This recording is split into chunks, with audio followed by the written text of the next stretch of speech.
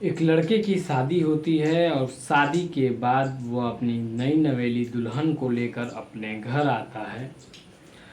आता है। उसके बाद जो रीति रिवाज के मुताबिक जो प्रक्रियाएं होती हैं, जो शादी की रस्में होती हैं, वह सब की जाती। अब आता है वह समय जब एक नई दुल्हन और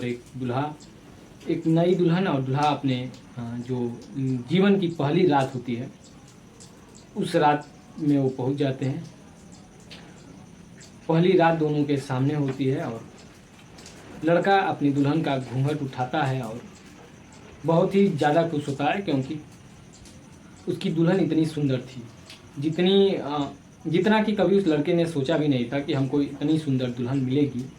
वह दुल्हन वाकई बहुत ही खूबसूरत थी, मानो चांद का टुकड़ा उतरकर उसके घर पे आ गया। वो लड़का दुल्हन से बहुत सारी बातें करता है और कहता है कि तुम्हारी खुशियों के लिए हम कुछ भी करने को तैयार हैं। तो लड़की कुछ बोलती नहीं है। लड़का कुछ देर तक उससे बातें अपने बातों को शेयर करता है, अपने फ्यूचर प्लान को शेयर करता है, लेकिन लड़की की कोई प्रतिक्रिया नहीं होती है। तो लड़का पूछता है, तुम बोल क्यों नहीं रही हो? तो जब लड़की बोलती है तो कहती है, हमारी खुशी के लिए आप हमारा एक काम कर दीजिएगा और आपसे एक माफ़ी चाहूँगी। लड़का पूछता है, ऐसा क्या काम है, ऐसी क्या गलती हो गई, अभी तो आई हो, गलती क्या हो गई कि जो तुम माफ़ी मांग रही हो? तो लड़की कहती है कि आपके पास बस आज की रात है, आप इस एक रात में जितना खुशी लेना चाहें ले लीजिए, या जितना खुशी हमें देना चाहें दे दीजिए, लेकिन अगली सुबह हमारी डेड बॉडी को हमारे मायके भिजवा दीजिएगा, ताकि हम चाहते हैं कि हमारे मरने के बाद जो हमारी अंतिम प्रक्रिया होती है वह हमारे मायके में ही हो। इस पर लड़का बिल्कुल बौखला जाता है और बिल्कुल सन्न पड़ जाता है। उसको समझ में नहीं आता है कि आखिर उसकी जो नई नवेली दुल्हन है, अभी एक दिन भी पूरे नहीं हुए उसको आए हुए, उसने ऐसी बात क्यों कही। तो नमस्ते, प्रणाम, मैं पवन प्रजापति और आप देख रहे हैं हमारा यूट्यूब चैनल। यदि हमारे चैनल पर आप नए हैं तो हमारे चैनल को सब्सक्राइब करना ना भूलें और बेल आइकन को प्रेस कर दें, ताकि हमारे जो वीडियो हैं नोटिफिकेशन सबसे पहले आप तक पहुँचे। तो दोस्तों, आज की जो सच्ची घटना है वह उत्तर प्रदेश का एक ज़िला है बस्ती। बस्ती ज़िला में एक थाना लगता है गौर। उस थाना क्षेत्र का एक गांव है। उस गांव से 4 लड़कियां जो कि आपस में दोस्त, बेहद ही अच्छी दोस्त होती हैं, और वह चारों BSc लास्ट ईयर की स्टूडेंट होती हैं। वह अपने घर से लगभग 15 से 20 किलोमीटर की दूरी पर उनका कॉलेज होता है। वह डेली रूटीन में कॉलेज जाती हैं और आती हैं, चारों एक साथ आती हैं। जब लड़कियां घर से निकलती हैं और कॉलेज जाती हैं, तो इस बीच एक नदी पड़ती है जिसे कुबानो नाम से जाना जाता है, कुबानो नदी के नाम से जाना जाता है। उस नदी पर एक पुल है जो कि बेहद ही खूबसूरत है, और उस पुल पर जाने के बाद जो प्रकृति का सौंदर्य है, जो आसपास का क्षेत्र है, वो बहुत ही खूबसूरत लगता है। वह नज़ारा बहुत ही खूबसूरत लगता है। तो उस पे से अक्सर उस पुल से गुजरने वाले लोग उस नज़ारा को देखकर खुद को रोक लेते हैं और वहाँ पर कुछ समय व्यतीत करते हैं। सेल्फी भी लेते हैं, फ़ोटो भी लेते हैं, तमाम ऐसी चीज़ें, कुछ रील्स भी लोग बनाते हैं। यानी कि कह लीजिए कि वो जगह ऐसी थी कि वहाँ पर लोग खुद को रुकने से रोक नहीं पाते हैं। वही हाल इन चारों लड़कियों का भी था। लड़कियाँ स्कूल आते जाते समय खुद को वहाँ पर 2-4-5 मिनट समय देती हैं, रुकती हैं, और उसके बाद घर जाती हैं या स्कूल जाती हैं। तो इन सब के साथ साथ नदी का किनारा भी है, और पास के ही गांव में मछुआरे भी रहते थे, यानी मल्लाह समाज के लोग भी रहते थे। तो एक दिन ऐसे ही चारों लड़कियां स्कूल से छुट्टी होती है और पुल पर आती हैं, और पुल पर देखती हैं कि कुछ मछुआरे मछली पकड़ रहे हैं, कांटा लगाकर मछली मार रहे हैं। तो उन मछुआरों में एक युवा लड़का भी होता है जिसका नाम होता है सोनू निषाद। वह भी मछली पकड़ता है। लड़कियां देखती हैं कि सोनू के कांटे में मछली बहुत जल्दी जल्दी पकड़ ले रही हैं, और मछली सोनू के कांटे से जल्दी जल्दी फंस रही हैं। लेकिन उस दिन वो रुकती नहीं है वहाँ पर पुल पर, और वो चली जाती हैं। अगले दिन जब आती हैं स्कूल से जब आती हैं, तो वह इन चारों में एक लड़की का, जब वह चारों लड़की स्कूल से छूटती हैं तो वह फिर अपने घर की ओर चल देती हैं। रास्ते में आते आते वह पुल पड़ता है, और उन चारों लड़कियों में से एक लड़की का नाम होता है सीमा सिंह। सीमा को मछली पकड़ना और पकड़ते हुए देखने का बहुत शौक था। तो सीमा अपने दोस्तों से कही कि हमें मछली पकड़ने का मन कर रहा है। तो सीमा अपनी दोस्तों को लेकर उस सोनू के पास, उस लड़के के पास चली जाती है जिसके कांटे में मछली बहुत जल्दी फंस रही थी। तो सोनू के पास जाती है सीमा और कहती है कि हमें भी मछली पकड़ना है। सोनू कहता है कि ये गंदा काम, तुम लोग पढ़ाई लिखाई करने वाली हो, ये गंदा काम तुम लोग के बस का नहीं है।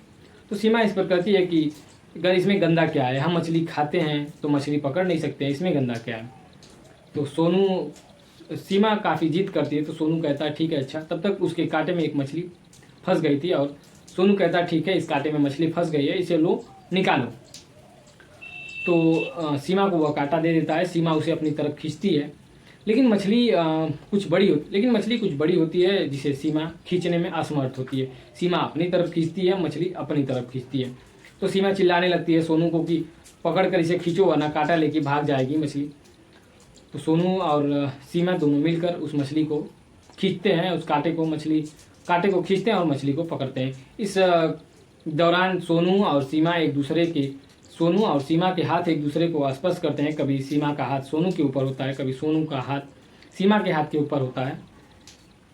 उसके बाद मछली पकड़ी जाती है। फिर मछली पकड़ने के बाद सीमा बहुत खुश होती है और वह अपने दोस्तों को लेकर घर की ओर चल देती है। सोनू से कहती है कि फिर कल आऊँगी, फिर मछली पकड़ेंगे। सोनू भी कहता है ठीक है। अब सीमा अपने घर चली जाती है। सोनू भी मछली पकड़ने के बाद घर चला जाता है, लेकिन सोनू के मन में कुछ दूसरा ख्याल चलने लगता है, कुछ दूसरे ही विचार चलने लगते हैं। मतलब सीमा से प्रेम का विचार सोनू के मन में चलने लगता है। सोनू पूरी रात सीमा के बारे में ही सोचता है। अगले दिन फिर सोनू आकर पुल पर कांटा लगाता है और मछलियाँ पकड़ना शुरू कर देता है। सीमा स्कूल आते समय सोनू से कहती है कि शाम को आएंगे तो मछली पकड़ा जाएगा, तुम कहीं जाना मत। सोनू भी कहता है ठीक है। बजने का इंतजार होता है और धीरे धीरे समय बीतता है। बजता है 3 और अब सीमा अपने दोस्तों के साथ फिर उसी पुल पर पहुंचती है और सोनू के पास चली जाती है। तो सोनू सीमा के आने से पहले ही 4-5 कांटे को नदी में फेंक दिया था और उस सभी कांटों में मछलियां फंस चुकी थी, लेकिन सोनू किसी को निकाल नहीं रहा था। वह भी इंतजार कर रहा था कि सीमा आएगी और सभी कांटों की मछली निकालेगी। सीमा आती है और पूछती है कि किस कांटे में मछली फंसी है। तो बारी बारी से सोनू 5 कांटों की मछलियां निकलवाता है सीमा से। उसके बाद फिर सीमा कहती है कि अब हम जा रहे हैं घर। और सीमा अपने साथियों को, अपने दोस्तों को लेकर जब घर की ओर जाती है तो सोनू कहता है कि मछली लेते जाओ, तुमने मारा है, तुम खाती भी हो तो मछली लेते जाओ। इस पर सीमा कहती है कि मैं पढ़ने आई हूँ और मछली लेकर जाऊँगी तो लोग क्या कहेंगे। तो सोनू कहता है इसमें बुराई क्या है, तुमने मछली मारा है, तुम मछली खाती भी हो तो लेते जाओ। लेकिन सीमा नहीं ले जाती है। तब तक उसकी एक फ्रेंड बोलती है मछली खिलाने का इतना ही शौक है, तल कर खिला दो। सोनू कुछ नहीं बोलता है। फिर इतना कहने के बाद सीमा और उसकी दोस्त सब चली जाती हैं घर। अगले दिन फिर सीमा आती है और सोनू उसका फिर से इंतज़ार करता है, लेकिन इस बार सोनू अपने साथ तली हुई मछली के साथ सीमा का इंतज़ार करता है। अब सीमा आती है अपने दोस्तों के साथ और सोनू उसे तली हुई मछली ऑफ़र करता है खाने के लिए। सीमा कहती है अब पुल पर ऐसे ठीक नहीं है, तो वो सब नदी के किनारे चले जाते हैं, वहाँ पर मछलियाँ खाते हैं। मछली खाने के बाद सीमा फिर अपने घर चली जाती है और रास्ते में जब सीमा जा रही होती है तो उसकी जो साथी लड़कियाँ होती हैं वो सीमा से मज़ा लेने लगती हैं कि यार सोनू तुम्हारा तो बहुत ख्याल करता है, तुम्हारे लिए मछली लेकर आया था, अच्छी मछली बना लेता था, तुम्हारे लिए बहुत ही अच्छी मछली बनाकर लेकर आया था और लड़का भी बहुत अच्छा दिखने में। सीमा वहाँ पर थोड़ा सा गुस्सा होती है, कहती है कि तुम लोग क्या फालतू की बकवास कर रही हो। और उसकी साथियाँ भी कहती हैं हम लोग कुछ कह थोड़ी रहे हैं, हम लोग तो बस मजाक कर रहे हैं। लेकिन सीमा के मन में वो बात बैठ जाती है और सीमा के मन में भी सोनू के प्रति प्यार जगने लगता है। अगले दिन फिर सीमा आती है और स्कूल से आते वक्त सीमा बाजार से समोसे लेकर आती है। उसके बाद आते ही सोनू से बोलती है समोसा खाना है। तो सोनू पूछता है कहाँ समोसा है। तो सीमा बोलती है मैं लेकर आई हूँ। तो सोनू और सीमा और उसके जो दोस्त हैं वो सब फिर से समोसा खाने लगते हैं और इसी बीच सीमा कहती है कि तुमने हमें मछली खिलाई और हमने तुमको समोसा, हमारा हिसाब किताब बराबर। तो सोनू कहता है कि हमने मछली खिलाया भी और मछली पकड़ना भी सिखाया, तो तुम तो हमें कुछ सिखाई नहीं, तो हिसाब किताब बराबर कैसे होगा। तो सीमा बोलती है कि देखो तुम मछली पकड़ना जानते थे इसलिए हमें सिखा दिए और हम पढ़ाई लिखाई करते हैं, हम ऐसा कोई काम नहीं जानते जो तुम्हें सिखा दें। हाँ, अगर तुमको पढ़ना है तो हमसे कुछ पढ़ लो। इस पर सोनू बोलता है कि हम भी पढ़े लिखे हैं, हम लखनऊ से D.Pharma किए हैं, हमारी पढ़ाई अभी अभी पूरी हुई है और हम अपने घर घूमने के लिए आए हैं। इसी बीच हमारे माँ की तबीयत खराब हो जाती है और डॉक्टर बताता है कि इनको मछली खिलाया करिए, इसीलिए हम मछली पकड़ने के लिए आते हैं। वैसा भी हम मल्लाह जाति से आते हैं, निषाद जाति से आते हैं, तो हमारा काम भी मछली का ही होता है। तो इस दौरान सोनू और सीमा दोनों आपस में एक दूसरे का नंबर शेयर करते हैं और ढेर सारी बातें करते हैं। उसके बाद फिर चले जाते हैं। अब सोनू और सीमा पुल पर तो मिलते ही थे, बातचीत तो करते ही थे, लेकिन इसके साथ साथ वो अन्य जगहों पर भी मिलने लगे। बातचीत लगातार होती रही उन सबों की। अब कहते हैं ना कि प्यार कभी छुपाए से छुपता नहीं है। इन दोनों की प्रेम कथा जो है सीमा के घर वालों को पता चलता है। सीमा के घर वाले, या कह लीजिए जिस गांव की सीमा और उसकी दोस्त थी, उस गांव के लोग बड़े ही दबंग टाइप के लोग थे। सीमा के जो घर वाले हैं वो एक ऊंचे स्तर के ठेकेदार थे। जब यह खबर उनको लगती है, सीमा के परिवार वालों को लगती है, तो एक दिन सोनू पुल पर मछली पकड़ रहा होता है। उसी दौरान एक 4 व्हीलर से 4-5 लोग आते हैं और गाड़ी से उतरते ही सोनू पर हमला बोल देते हैं। आसपास के जो मछुआरे थे वह बीच बचाव न कर बल्कि खुद को वहाँ से हट जाते हैं, वहाँ से भाग जाते हैं डर कर। और उसी में जो मार रहे थे सोनू को, उसमें से एक बोला कि औकात मेरा बहुत ज़्यादा आशिकी चढ़ गई है, तुमको मार कर फेंक देंगे इसी नदी में, किसी को पता भी नहीं चलेगा। अब सोनू समझ जाता है कि बात कहाँ से और क्यों ऐसा हमारे साथ ऐसी घटना घट रही है। सोनू डर जाता है, सहम जाता है और 4-5 दिन तक वो मछली पकड़ने के लिए नहीं आता है। अब दोनों के बीच प्रेम जो है, लगाव कुछ ज़्यादा हो गया था, तो दोनों का एक दूसरे से मिले बगैर दोनों की हालत बहुत ही ख़राब हो रही थी। दोनों की जो दिनचर्या तो बिल्कुल पहले से बिल्कुल अलग हो गई थी और दोनों एक दूसरे के बिना नामुमकिन सा लग रहा था दोनों को रहना। लेकिन जब 5-6 दिन बीतते हैं, फिर सोनू डर जो है थोड़ा सा कम होता है और फिर सोनू मछली पकड़ने के लिए उस पुल पर आता है। उसी दिन शाम को स्कूल की छुट्टी होती है और सीमा भी वहाँ आती है। दोनों एक दूसरे से फिर मिलते हैं और फिर मिलना जुलना इन सबों का फिर चालू हो जाता है। उसके बाद कुछ दिन ऐसे ही बीतता है, लेकिन कुछ दिन बाद सीमा और सोनू जब एक ही साथ बैठकर वहाँ पुल के पास बात कर रहे होते, तभी सीमा के परिवार वाले आ जाते हैं और उस बीच सोनू को बहुत मारते हैं। सोनू को बचाने के लिए सीमा बहुत प्रयास करती है, लेकिन सीमा उस प्रयास में असफल रहती है।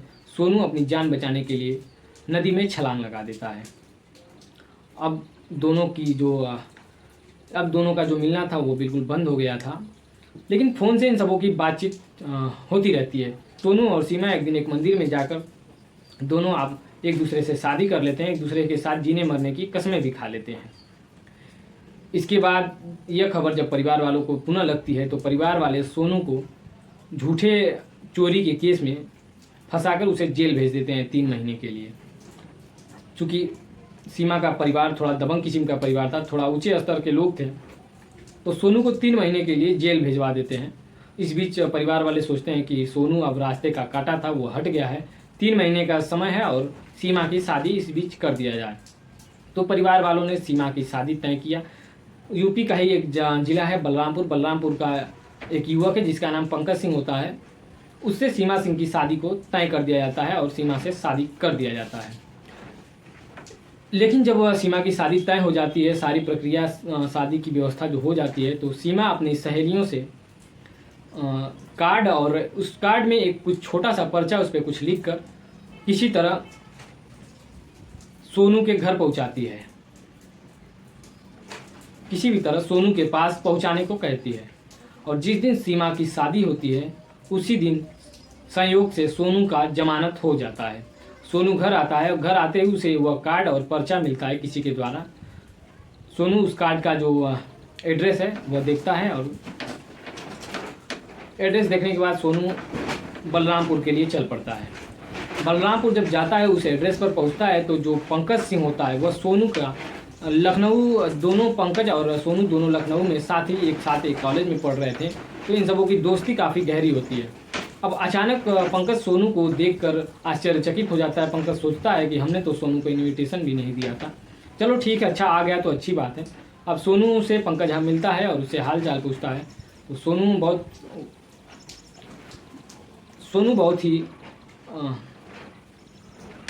सोनू बहुत ही निराश होता है। तो पंकज पूछता है, अरे क्या बात है, जो बात है बताओ हमको, तुम तो हमेशा हमसे अपनी बातें शेयर करते हो। तो सोनू अपनी कहानियाँ बताता है पूरी कि मेरे साथ ऐसे ऐसे घटना हुआ है और ऐसी है। अब पंकज भी कहता है कि देखो, जब तुम सीमा से इतना ही प्यार करते थे तो उससे शादी क्यों नहीं कर ली।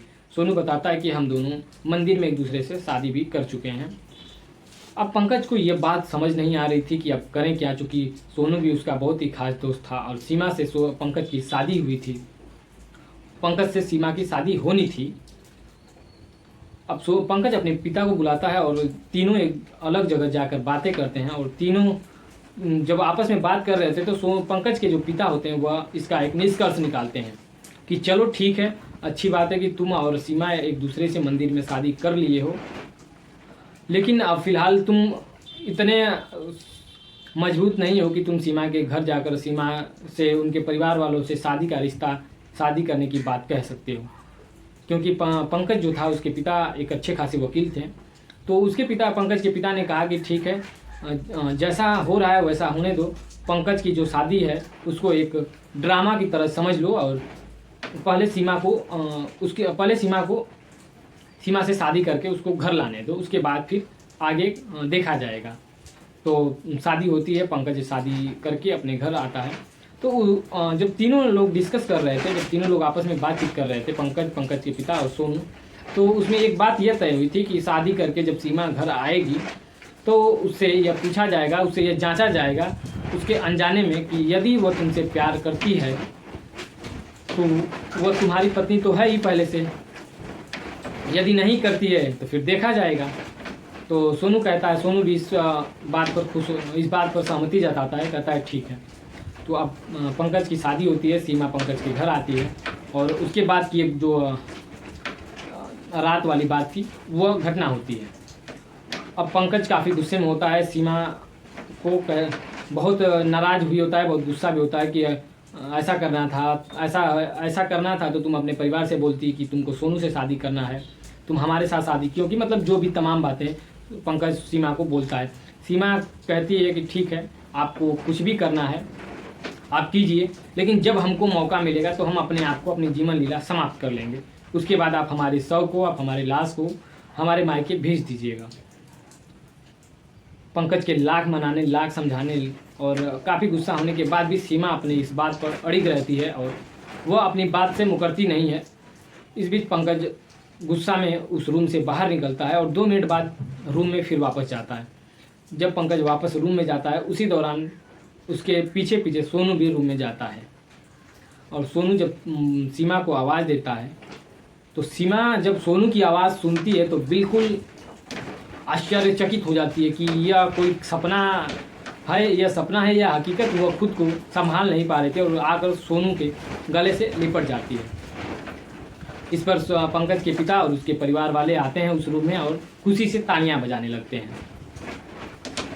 अब सीमा को एक चीज़ खटक रही थी कि कहीं हमारे साथ साजिश तो नहीं हो रहा है, लेकिन फिर पंकज पूरी कहानी बताता है कि जब हमारी शादी तय हो गई थी तो सोनू हमारे घर आया और ऐसी ऐसी जो बातें थी सारी बातें बताया, तो हम लोगों ने ऐसे ऐसे प्लान के तहत यह काम किया और तुमसे शादी किया, तुमको अपने घर लाया। यह बात सुनकर सीमा भी बहुत खुश होती है और सोनू को पाकर उसकी खुशी का तो ठिकाना ही नहीं था। उसके बाद परिवार के लोग घर से उस रूम से बाहर निकल जाते हैं। पंकज और सोनू और सीमा उस रूम में रहते हैं। तो सोनू ने पंकज का धन्यवाद दिया, लेकिन पंकज ने हंसते हुए मजाक करते हुए उससे कहा कि सोनू, तुम्हारी पत्नी तो हमने तुम्हें वापस कर ही दिया है, लेकिन हमारे लिए भी तुम ऐसी ही पत्नी खोज कर हमको देना, यह तुम्हारा इस काम करके चुकाना पड़ेगा। सोनू भी कहता है चलो ठीक है, देखते हैं, प्रयास करेंगे। उसके बाद सोनू और सीमा अपनी ज़िंदगी में मस्त हो जाते हैं। दोनों एक दूसरे के साथ फिर से अपनी एक नई जीवन की शुरुआत करते हैं।